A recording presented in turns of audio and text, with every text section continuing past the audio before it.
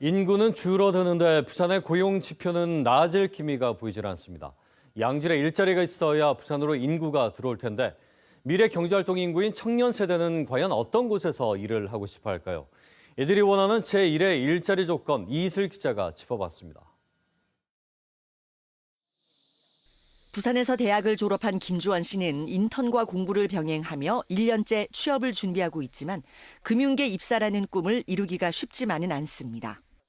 같은 일을 한다면 가능한 안정적이고 좀 높은 임금을 받을 수 있는 걸 선호해가지고 은행을 선호하고 있습니다.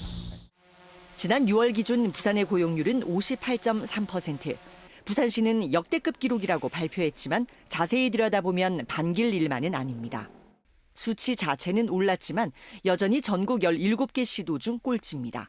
경제활동 참가율도 마찬가지. 전국 평균보다 훨씬 낮은 최저 수준입니다. 고용률을 끌어올릴 수 있는 일자리 어떻게 마련해야 할까? 부산연구원이 부산 청년 3,500명을 대상으로 일자리에 대한 조사를 실시했습니다. 청년들이 가장 중요한 취업 요소로 꼽은 것은 임금.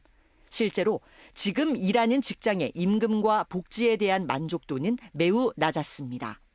제가 이제 하는 일과 관련해서 고학력을 요구를 하는데 그 학력에 맞춰서 이제 박사 수료까지 마쳤거든요. 근데 그거에 맞춰서 그 임금이 비례하게 만족스럽게 높냐라고 생각했을 때 전혀 그렇지 않다라고 느끼고 있고.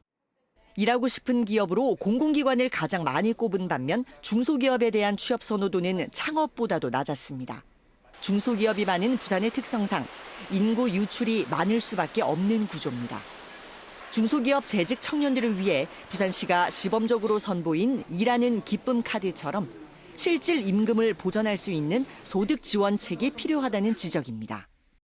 중소기업에 대한 오해와 편견들이 많이 존재하죠. 그런데 이제 그 소득 부족분을 초기에 지원해 줌으로써 일정한 소득 이상이 될 때까지의 방어선을 좀 유지할 수 있다 이런 생각이 좀 듭니다.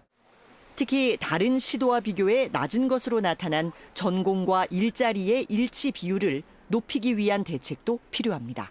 KBS 뉴스 이이슬입니다.